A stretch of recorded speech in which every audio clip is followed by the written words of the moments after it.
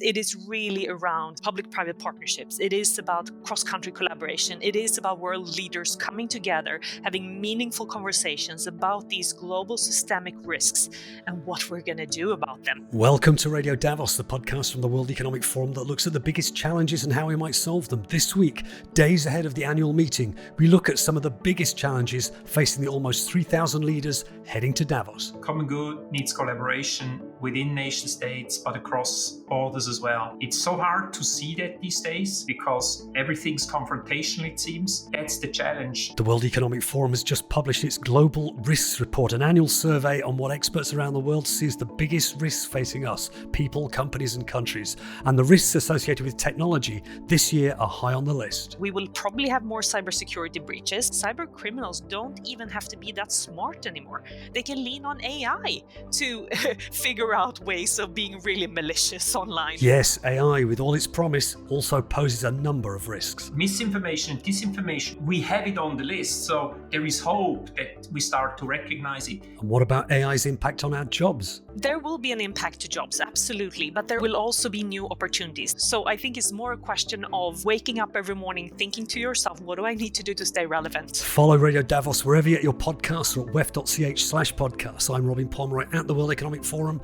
and with this look at global risks as we head for the annual meeting 2024. If you're not on top of this, you are in trouble. This is Radio Davos. As I record this, we're just a couple of days away from the World Economic Forum's annual meeting 2024. This year, Davos has as its theme, Rebuilding Trust. We'll be publishing podcasts during the week, including on the Agenda Dialogues podcast feed, which will feature some of the biggest and best discussions from Davos. And we'll be gathering lots of great interviews for Radio Davos and for our sister podcast, Meet the Leader. If you want to follow what the more than 2,800 leaders from 120 countries will be talking about, you can take your pick of over 200 live streamed sessions. Head to the forum's website and also look across social media using the hashtag WEF24. As a curtain raiser for the annual meeting here on Radio Davos, we're taking a look at the just published Global Risks Report, which gives a broad look at the world's biggest challenges. And let's face it, those are the things we expect those leaders to be talking about there on the mountain in Davos. Produced in partnership with Zurich Insurance Group and Marsh McLennan, the Global Risks Report is based on a survey of more than 1,400 global risks experts, policymakers, and industry leaders. You can read the whole thing on our website. But here's some of the top lines. The top 5 short-term risks, that's risks perceived over the next 2 years, identified in the report are, in ascending order, interstate armed conflict at number 5. Cyber insecurity at number 4. The top 3 are societal polarization, extreme weather events, and at number 1, misinformation and disinformation. Artificial intelligence, which has risen to mass consciousness in the past year as never before, is felt throughout the report. And of all the risks and opportunities AI poses, the risk of it being used for supercharged industrial-level propaganda is worrying many of the people surveyed. Here's a quote from the press release. Concerns over a persistent cost of living crisis and the intertwined risks of AI-driven misinformation and disinformation and societal polarization dominate the risks outlook for 2024. Let's look at the longer-term risks in the report, which means over the next 10 years. Misinformation and disinformation comes in at number 5. Everything above that in the list is about environmental degradation, natural resource shortages, biodiversity loss, critical changes to Earth systems, and extreme weather events. To help sift through the gloomy findings and seek some optimism and solutions, we spoke to 2 people who helped put the report together. Carolina Klint, Managing Director at Marsh McLennan, and Peter Giger, Group Chief Risk Officer at Zurich Insurance. They spoke to my colleague, Gayle Markovitz. Okay, well, welcome. Another year, another risks report. First question is to Carolina. The report talks about structural forces that are shaping the global risks landscape over the next decade. Climate change, demographic changes, technology, geopolitics. How is this changing the analysis of risks itself? And is it a very different exercise than it was, say, 5 years ago? Well, thank you for that question. And, I think it is, because it is like looking down into a large bowl of spaghetti, because these risks are so interconnected, they are complex, and they accelerate and exacerbate one another. So you look down at this mess of spaghetti and you start pulling one straw, and everything starts moving around, and you're not really sure where to begin, what to start with. How do you, it is a different landscape today. It's never easy to predict things, and even the very best predictions generally come with caveats, right? But there's no question that businesses today face an increasingly complex risks and systemic turbulence, and that complicates both the short-term decision making but also the long-term strategies. And making that connection between risk, resilience, strategy, and also I would include people. Those four elements need to be front and center for businesses in terms of how to think about risk. And this year, the report looks at these structural risks, to your point, and the interactions over the long term, the next 10 years and more, and highlights and deep dives into four emerging global risks that may evolve. And it is around critical changes to Earth systems due to climate change, whether or not we will pass this climate tipping point, at which stage we will no longer be able to adapt. And then is followed by the potential adverse outcomes due to development of AI technologies and lack of economic opportunity. And then one that I think is really interesting in this year's report is also the potential increase in organized crime and illicit economic activity, which could move from a chronic lower level risk into a more pressing crisis. So a lot of different things and a big bowl of spaghetti. I like that analogy, a big bowl of spaghetti. So Peter, last year, that bowl of spaghetti, we sort of coined the phrase polycrisis. What do you think's new this year? What are we seeing that's very different? And are we entering a kind of perma-crisis, could we say? That would be a very human perception. But I think Carolina makes a good point. What has changed, but not necessarily this year or last year, but over time, is we have a much more intertwined and connected world. But if everything's connected, everything depends on each other. I mean, once upon a time, people sat at home and heard about the war somewhere in the world, and it didn't really matter. Today, if there is a hot conflict, it will have implications on supply chains, and it will have an impact on almost everyone on the world. And I think that is what's different. Now, we hugely benefited from that interconnectedness. We should not forget that the global trade made the world a lot richer than it was before. Now, there's a price to pay for that. And what we're seeing is now part of that price that we're paying. Compared to last year, I think, some things have gotten better. Some things have gotten worse. Clearly, we have a second hot conflict as we're speaking, very close. So that's the normal course of business in my mind. We talked that there was an almost unseen period of stability for the last 15 years until last year. Now, it didn't feel like that. Trust me. I mean, when you go back and read the risks report, every year we had risks that we put front and center. Every year we saw issues. European monetary policies were in crisis mode during teen years. Today we say, those were a period of stability and how wonderful it was. Well, it didn't feel like that. And I think that's human nature. We're looking forward, we're seeing the uncertainty, we're threatened by the uncertainty. And so every year it feels like, it's every generation thinks they have the worst outlook ever. It's human, but I wouldn't see a material change. And if you look at the long-term outlook, it hasn't changed that much in the risk perception. It's the short-term outlook that changes more. And I mean, on the short-term outlook, one of the big things that we're seeing this year that wasn't there last time is the risks of misinformation and disinformation. We're also heading into a year of a big year for elections. There are close to more than 4 billion people going to the polls. How do you think this is going to play out? Do you think misinformation and disinformation is going to be something to worry about? I think it was something to worry about a lot more when we didn't speak about it. Having it here at the center of attention is a very important step in mitigation. I think misinformation and disinformation was around for a while, and it wasn't recognized. And I think that was really dangerous, and we saw some pretty bad outcomes from that. Yes, I am concerned because we thought the internet would democratize information and bring transparency to the world. Pretty much the opposite has happened. People basically live in their bubbles and don't even recognize what's happening outside. And I think that is a risk, because a democracy needs free flow of information. It needs people to get like a set of opinions, not just their own. Otherwise, there is a real risk that the outcome in a democracy will destabilize itself. We have it on the list, so there is hope that we start to recognize it. It's a bit like the AI-generated pictures. You know, now that people become aware that they can't trust their eyes, that's the first step, because as humans, we usually take for given what we see. I mean, I see it, I believe it. And we learn that, oops, maybe not if it's on a screen.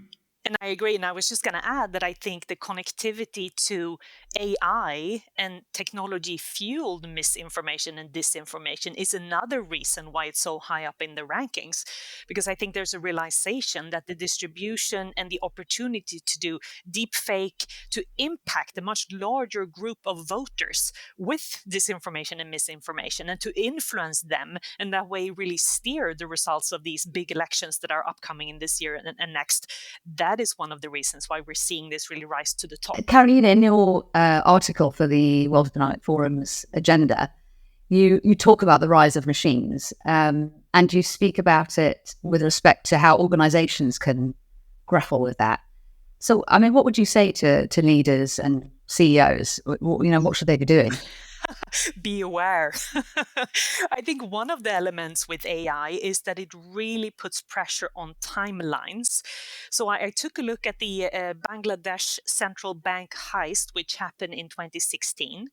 And that played out in the following way. The cyber criminals sent out a phishing email to 36 employees of the Bangladesh central bank. 3 of them clicked on the link, which meant that they had a pathway into the system. They took a whole year to just observe and look at, really map out how the system was linked, where they had to go, how to really work it. If they would have had AI, it would have taken them a couple of days, right? And also the same is true for the response, because if we had AI back in 2016, the response would have been so much easier. You could have used an AI application to backtrack and see what has happened, what do we need to pay attention to.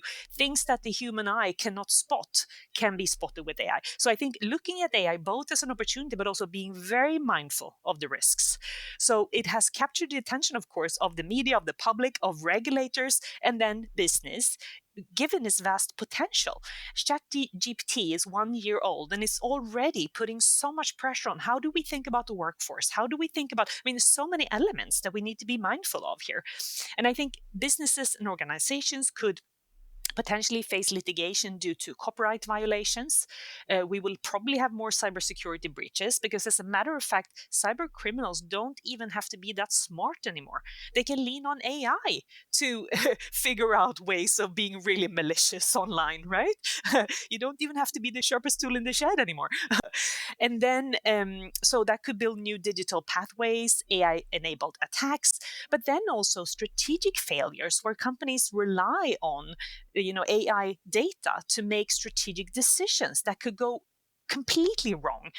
Then there's also the implications for the workforce, as I mentioned. It's not just in manufacturing or fulfillment centers anymore. So as AI and advanced technology becomes more sophisticated, we are going to see the impact in both blue and white collar jobs. So employers are going to have to right size, they're going to have to upskill, they're going to have to there's so many implications here. So for business leaders, I think it is super important to really map this out, to try and stay ahead of the curve, which is actually impossible, but you can try. Try and keep up at least to really follow what's happening. How is this going to impact me, and what do we build in terms of response, and how do we leverage the opportunities with AI, because the opportunities are also vast. Can I add here? I think we're basically seeing, and we're at the risk of seeing the same issues that we've seen with many technologies, that we're hyping it in the beginning. Everybody talks about it. I think the biggest risk is that after a couple of years, the immediate interest declines. And what we're going to see is that the risks really then start to materialize as the technology perpetrates the whole economy. I mean, I remind everyone, like when smartphones came out, big hype. And then nothing really happened. And all in a sudden, they were all over the place. Before we knew it. It took a few years. And I think the same is going to happen here. Interest will basically decline again because no, the world's not going to turn upside down in a year. But in 5 years, it's going to be in our daily lives all over the place. And as Carolina rightly said, full of risks, but also full of opportunities. And for individuals, do you think we should be fearing for our jobs is the big question?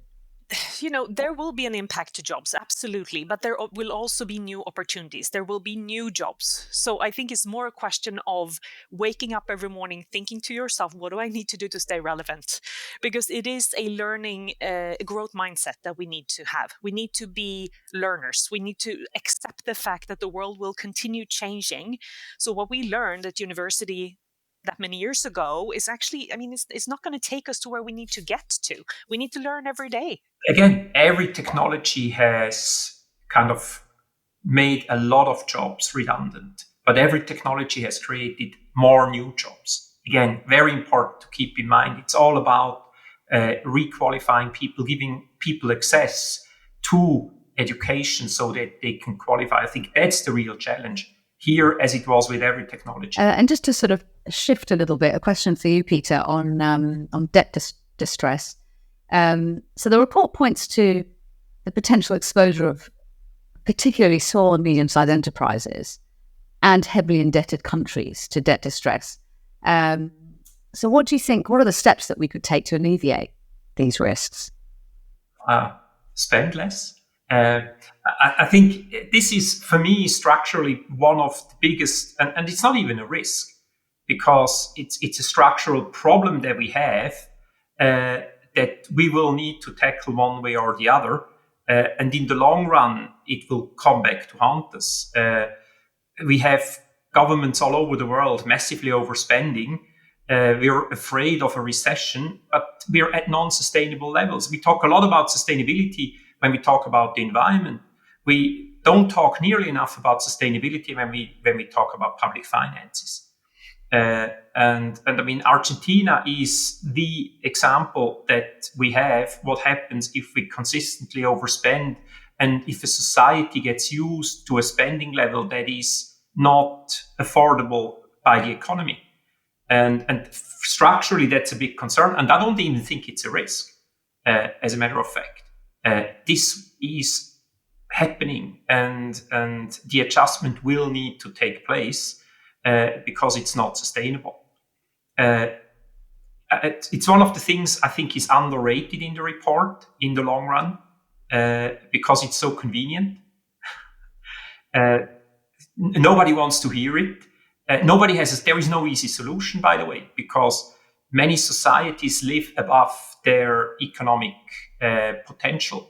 And that's not a message anyone will want to tell the people. We also see in the report that economic downturn and societal polarization are kind of two sides of the same coin.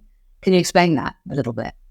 Well, in economic downturn, and I think it's connected to what I just said. It's there is people reach a certain level of wealth, and the higher the level, the bigger the fear of loss. Humans have an incredible loss aversion.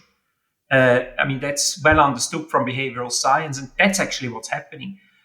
People don't see the opportunities anymore. They're only concerned about what they can losing in many of, especially the Western economies. And then they basically revert to defensive behaviors, or what they perceive as defensive behaviors, i.e. blaming the newcomers, i.e. the foreigners, and so on and so forth. It's a pretty simple mechanism, but politically it works incredibly well, unfortunately. The irony is that the behavior leads to a reduction in wealth, because the trade has brought us here. The free trade and kind of restricting free trade will come at a cost.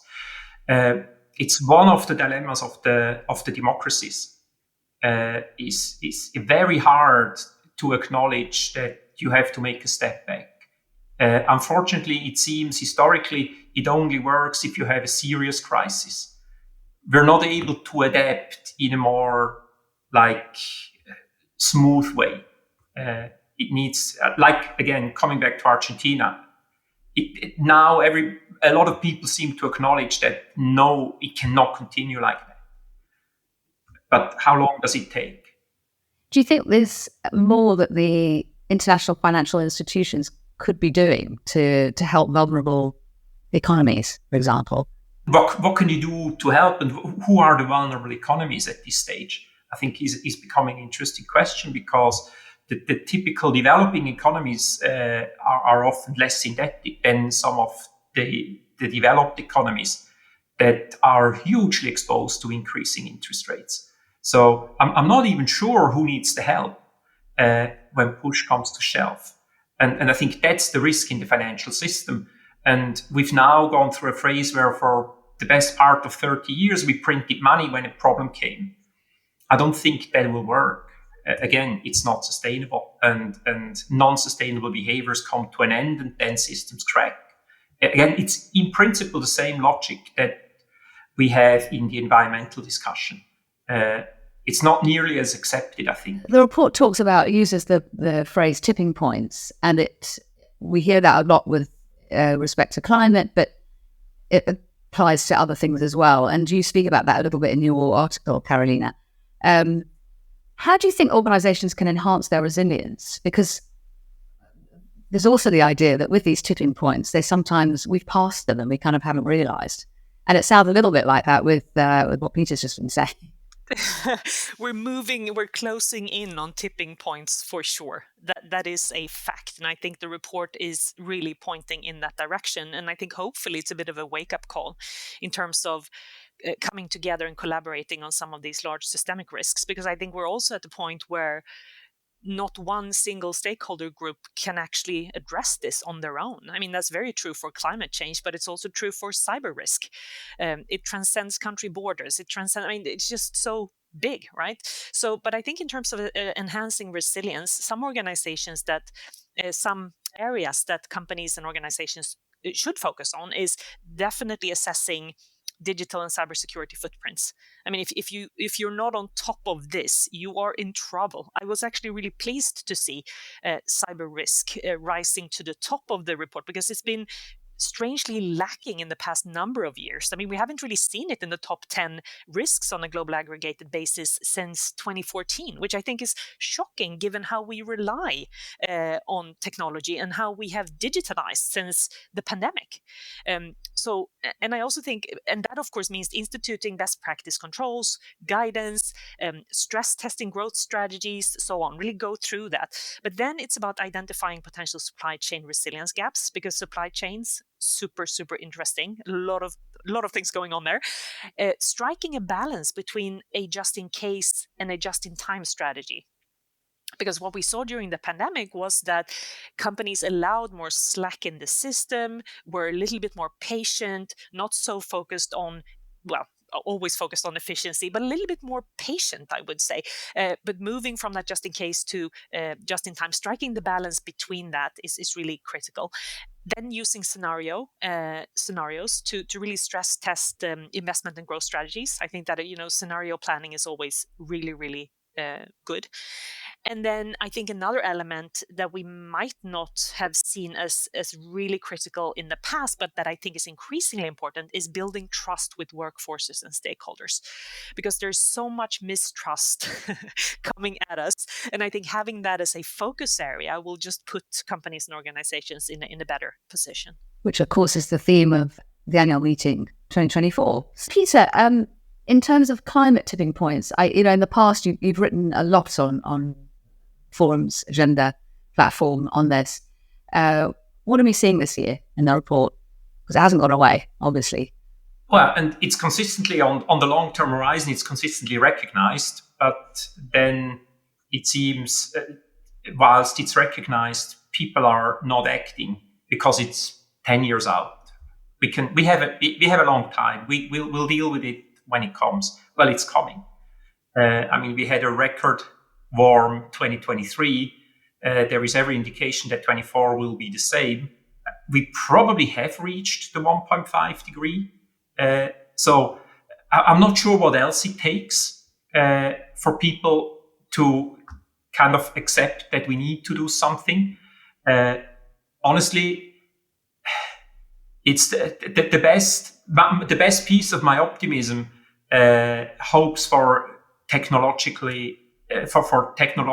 advancement, because I don't see that we have the political will at this stage to do what it takes. I think companies are doing a lot of things, and a lot of small technological advancements are made, and that's the source of optimism.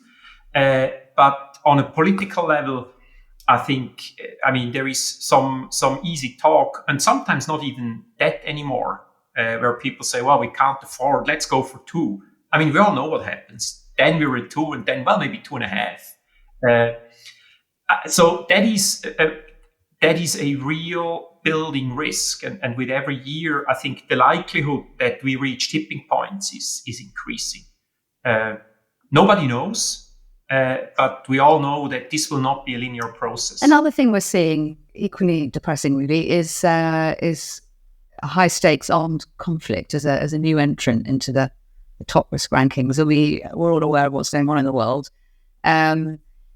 What specific challenges do you think this presents on the global stage, and how can nations work collaboratively to prevent an escalation and to keep trade moving and collaborate on the things like climate, where we really need to? I think it's a comparable challenge, actually, because it's all about societies focusing on the common good, when today it's all about my individual well-being. It's all about me. How do I look on Insta? How does it make me feel? It's never about what does it do to society. And I think that's the test that these armed conflicts may bring to us much quicker than we ever thought they could. Would we even be able to defend ourselves as societies? Who would go and die for our cause, to kind of put it bluntly? For me, it's a dramatic wake-up call for society that have become very self-focused and self-focused on the individual. And it's a symptom to the problem that we see in the environment, that we see in public finance. It's all like the common good has totally gone to the background, and we need to find ways to focus on that again as societies.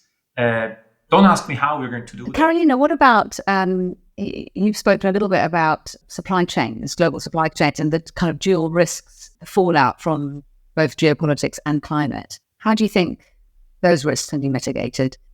It is, first of all, it's a total crunch for companies trying to move goods around the world, right? So we saw a little bit of it paused a little bit after the summer of last year, when we were sort of catching up from the pandemic impacts of supply chain pressures. But then it picked up pace again. And now, of course, given the fact that Houthi rebels are attacking ships in the Red Sea, which leaves the Suez Canal a very difficult alternative. And then companies might be thinking, okay, let's reroute then and maybe use the Panama Canal. Well, that doesn't work either, because there's been so little rain. The impact of El Nino is really putting the Panama Canal under pressure as well, because the capabilities are not there. You cannot move large container ships through the Panama Canal at the same pace as we've done in the past. So that means that companies that are moving goods around the world, they're in a total crunch. So what will this mean? Well, it will mean pressures actually could result in increased inflation again. It will increase the costs for goods that we move around the world. It will increase the number of days it takes to move goods around the world. And I don't think we've really seen this play out just yet, because I think it's probably going to really show what the impact is around summertime, to be perfectly honest. So I think companies, what they can do is really think about what are the potential impact of different disruptions caused by whether it's a new regional conflict, whether it's something that is climate driven, whether it's a malicious cyber attack on trade networks or export controls or trade barriers, which we continue seeing as well. It is about doing proper vulnerability assessments. It's not easy. You don't just uproot your supply chain. It's not easy because sometimes you have suppliers that depend on other suppliers, or you are in a very advanced technical area where you have a lot of dependency on expertise. And that's not easy to just uproot and move. But at the same time, we've seen some governmental incentives. So the Biden Inflation Reduction Act, for example, has helped move and nearshore, at least for the US, some of the production. So especially in the areas of semiconductors and electrical vehicles, for example. So I think that is an alternative route to take as well. So nearshoring, making sure that you have at least some alternatives in terms of suppliers. We have seen, I mean, last year we saw a lot of stockpiling. We saw companies investing in building warehouses to really build inventory, but that has reduced quite a lot in the past number of months. And I think it's about striking the balance. You can't carry large inventory. It's just too expensive, right? But at the same time, you cannot rely on the global supply chains and the global trade routes the way that we used to be able to rely on it. So I think we are redrawing the maps in so many different ways, and global supply chains, definitely one of those areas. I mean, just to sort of close, the Global Risk Report is never a light read, is it? It's always, it's always, you're by definition, you're thinking about risks which are frightening. But I do remember, Peter, that when I interviewed you last year, we ended on a really positive note, and I came away thinking, oh, thank goodness, it's all going to be okay. So is there anything, positive that you could tell us about how we move forward? Well, look at 2023. It wasn't the worst year in human history. And so we said there is a polycrisis. I think at the end, the key is to analyze risks, to acknowledge them, to mitigate them, to take away the fear, because the fear is on the unknown. And by understanding kind of risk and potential implications, you can remove at least part of the fear. Yes, the risk report by design reads very gloomy, but I think it's our job to put that into context. I mean, AI is the classic example. I'm very concerned when in Europe we talk mostly about the risks. I mean, this is huge opportunities. We should not forget that this will make the world a better place. Yes, bad things will happen, but cars kill people every day. Nobody would abandon them because they bring so much opportunity. And I think that's the balance we need to strike, accepting that new technologies, certain developments are full of risk, but they're full of risk because they're unknown and they offer opportunity. With some of the other, I think the environmental, some of the socioeconomic, it's harder to be optimistic because where's the upside? Where's the upside in the environment? I think there is upside in the technological development again that offers. There could well be another industrial revolution, but it's a bit harder to see because the consensus is missing that we want to move together, and I think that is concerning. And Carolina, so as we head to Davos next week, are there any things that you think should definitely be on the minds of leaders who are coming together to try and sort things out and address all these risks for the next year? Yes, first of all, to Peter's point, I do think seeking to understand the risks, taking the time to understand the risks, because with understanding risk, you can actually turn it into opportunities. But then the other thing that I think is absolutely critical is looking for opportunities to collaborate, because these risks, again, we cannot solve with just one single stakeholder group focusing on it, and we cannot solve if just one country focuses on it. It is really around public-private partnerships. It is about cross-country collaboration. It is about world leaders coming together, having meaningful conversations about these global systemic risks and what we're going to do about them. So collaboration would be my advice. Really, as Carolina says, it's like the common good. Common good needs collaboration within nation states, but across borders as well. It's so hard to see that these days because everything's confrontational, it seems. And I think that's the challenge. I think and I don't want to talk about the glory days because it would make me seem old, which in fact I am. But anyways, when there was more leadership in the world, I think that's a bit what I'm missing is personalities that dare to tell people the way it is, that dare to tell their peers the way it is, even if it's totally inconvenient and totally unwelcome. And that's part of the leadership I'm missing and I'm asking people that go to Davos to provide to the world. Peter Giger, Group Chief Risk Officer at Zurich Insurance, on what he wants to hear from leaders at the annual meeting in Davos 2024. You also heard Carolina Klint, Managing Director at Marsh McLennan. They were speaking to Gayle Markovitz about the Global Risks Report 2024, which is available on the World Economic Forum's website. And this podcast, Radio Davos, is available wherever you get your podcasts and at wef.ch/podcasts, where you'll also find agenda dialogues and Meet the Leader. This episode of Radio Davos was presented by me, Robin Pomeroy. Studio production was by Taz Kelleher.